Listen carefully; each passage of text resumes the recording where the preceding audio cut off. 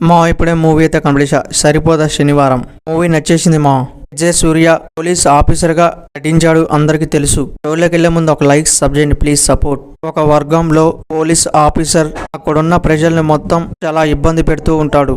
Hero ఆ వర్గంలోకి ఎందుకు వచ్చాడు, ఆ పోలీస్ ఆఫీసర్ కి హీరోకి పాత కక్షలు ఏమైనా ఉన్నాయా అనేదే మూవీ స్టోరీ. విజయ్ సూర్య యాక్టింగ్ మటుకు వేరే లెవెల్లో ఉందనుకోవచ్చు.